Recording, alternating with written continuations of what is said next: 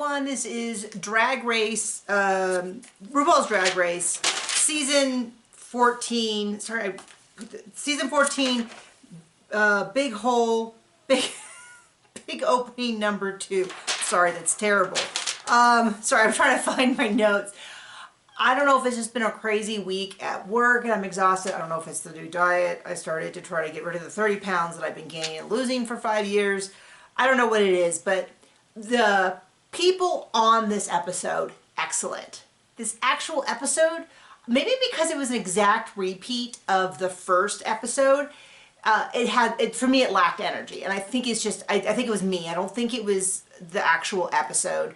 But you tell me in the comments if you also kind of felt a little bit like, didn't I watch this already? But I didn't. And I think it's because it's the exact copy. I don't know how they fix that. I don't know what they could possibly do, because when they don't send anyone home, people are upset. When you have all the people, it's too early to send someone home. When you have half the people, it's too early to send someone home. When you repeat the episode, it's, you know, to me it feels lower. And when you don't repeat the episode, that it's unfair challenge. So I don't know what to do. Everyone is sad that Orion is gone. And then we cut to the new group coming in. We have Gorgeous. It's going to have a really hard time remembering how to pronounce it, because I'm going to see it. I'm going to say Gorgeous, and I go, that's right. It's not. It's like George. Gorgeous, Latino, talks about himself being Tex-Mex, a showgirl, realist, danger queen. Oh, dancing queen. So the first 3 that we have walk in the door are like, I'm a dancer. And I'm like, do they put all the dancers in the same one? Really beautiful outfit. Then we had Deja Sky. Love the curves. Love the body shape. Wasn't crazy about the outfit. And I'm going to get into the same thing I want to say all the time, which is it bothers me that the drag queens no longer have boobs. And I'm sorry, not all of them. And I know it's a trend, and I know that's a big deal. Both Violet Chachki and the other one that I never, Aquaria, both have that stick body, and I get it. It's just weird to me. But I do wish now, since that's now a thing, that we had Adora Delano back, because one of the big criticisms she had was that her body shape was like this. Bring her back. Apparently that's the thing. Apparently you need to have no boobs, no cincher, no nothing like that. Anyway, I say that because Deja Sky to me was the one who still had that, and I love that, and I want to acknowledge that. Jasmine Kennedy, I keep thinking her name is something else because we've had so many Kennedys. So it's a little bit like, and we've had Jasmines, and so I'm a little bit like, wait, that can't be her name. That's someone else's name. And then I go, no, I don't know if we had a Jasmine Kennedy. Beautiful pageant, another dancing. We had Maddie Morphosis coming as Guy Fieri. To me, the biggest thing was the material looked very stiff. It looked like a costume outfit, and I didn't like the hair at all. I don't like it at all. But I liked the concept. I liked that it was like a little camp. Maddie Morphosis, for those who I guess are not watching, is the first. Now, this is what's weird to me, is everybody keeps saying he's the first straight drag queen. But didn't RuPaul's Drag Race UK have someone who had a girlfriend? Maybe they were just bi. But I could have sworn someone in that season had a girlfriend. One of the early ones out. Anyway, you tell me. Anyway, I feel like I don't have anything. There's been a lot of dialogue about whether this is a good choice for RuPaul's Drag Race because it shows that drag is for everyone. If it's a natural transition of us having trans females, trans men, if all that. Or whether it's a matter of taking away a spot that's really meant for someone in the queer identity. I have no right to say any comments on it. So I'm going to let the rest of that dialogue be for everyone else. And otherwise, I'm just going to treat it like another drag queen, because it's just not my place. I could have an opinion, but I don't think it's one that anyone wants to hear or that I should be sharing. So we're going to skip right over that. Angeria, Paris, Van Michael, Southern. I already detect that this is going to be I think one of the more interesting talking head interviews. There's always a few, like the narrator of the season. I really am just drawn to their personality.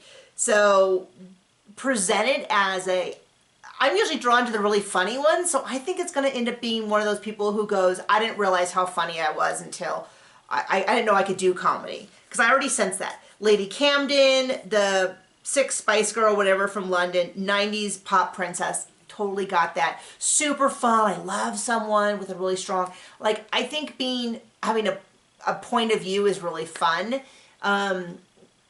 Because I feel like being beautiful, there's a billion women and men already that are just beautiful. They're beautiful, no one can question them. I kind of go, okay, but am I just going to stare at the screen at you for an hour? No. And if we look at the queens that have gone on to do really, truly amazing ones, they tend to have a point of view and they tend to be funny. And I know that's not all of them. I'm very, very biased, but that's just for me. So Lady Camden looks fun, and then Diabetti, Mid-Missouri. Oh, and I should say Maddie Morphosis was from Arkansas. So they are really going deep into the unusual thing, unusual states. Like we're getting away from some of the, like, everyone's going to be from either New York or LA. And I like that. I mean, there's plenty of great drag queens there as well. But anyway, Diabetes from Mid-Missouri is Crystal Methods. She talked really fast. I think she said sister, but then it was something about a mom being too young. And so I was like, wait, what? So somehow related to Crystal Method, which you can really see in the makeup, especially the final look. So kind of punk grunge 80s. I like the look a lot. When I was growing up, I was a punk, definitely like a late 80s, early 90s punk, for Halloween, like 4 Halloweens in a row. And I wore basically a wig that looked like that. That was the wig I had. It was all short and fanned out. It was very like hairband punk, not legitimate punk. Anyway, so we do a photo shoot and a big thing of Tic Tacs. RuPaul gets a big acting moment with the screaming and the shouting and all that. Angeria won. I can't read my writing, so if I'm mispronouncing it, I apologize. Well deserved. Looked gorgeous in Deja Sky's, who I would have picked as a second runner-up. A lot of movement. A lot of them just kind of sat, like the camera was overhead, and a lot of them kind of did like sat and tried to do that. Whereas like Angeria and Deja Sky and a few others like fully laid down and really got into it and played to the camera and played to the light. And it was really interesting. It was actually, I think, one of the more interesting photo shoots to watch, because maybe because they weren't doing something crazy, they could have a little bit more play, like they weren't jumping through the air, in the water, swinging in circles, all that kind of stuff. They definitely got the better choice of like the spinning wheel. And then we have Alicia Keys come and talk to them all, and they all talk about what they're going to do for the talent show. And I'm going to reiterate, this is why maybe I feel like lackluster. I'm going to reiterate my comments from last time, which is in the All-Stars, you go, oh, they're going to sing, they're going to lip sync to another song that they wrote, really interesting. Well, here it's not even a song they wrote. So there seems to be at least 3 that are lip syncing. Some of them say that they're lip syncing and dancing, and some of them are, but they're all kind of lip syncing and dancing. So I felt like it really came down to how much dancing did they actually do. We have a ballet dance number to the Napoleon Dynamite song.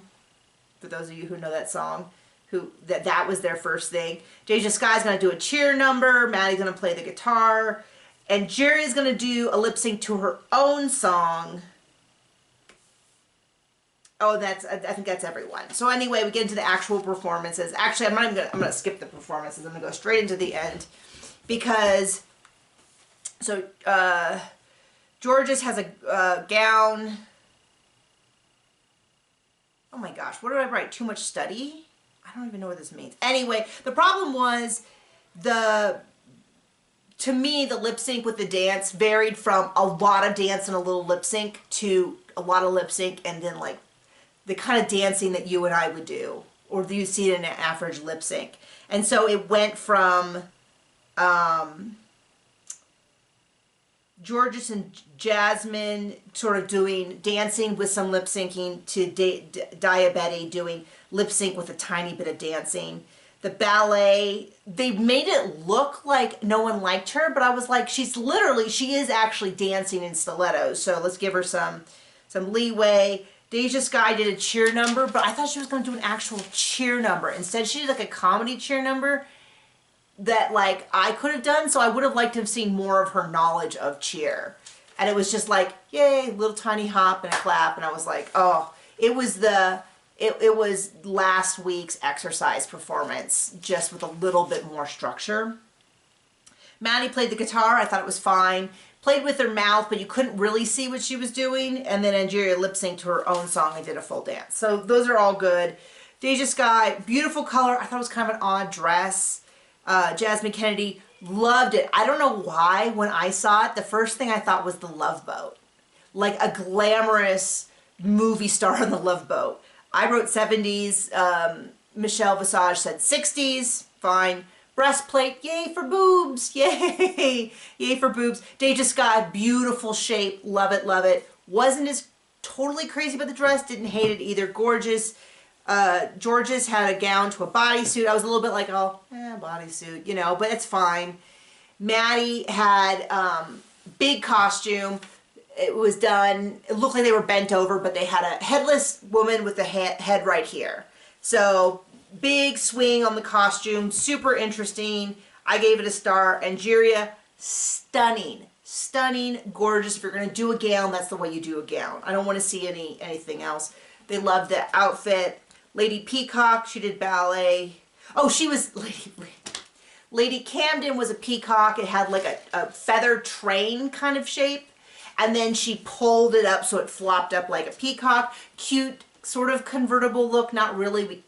Maybe I'd seen a picture already, but I kind of sensed that was going to happen. Loved it. Also got a star from me.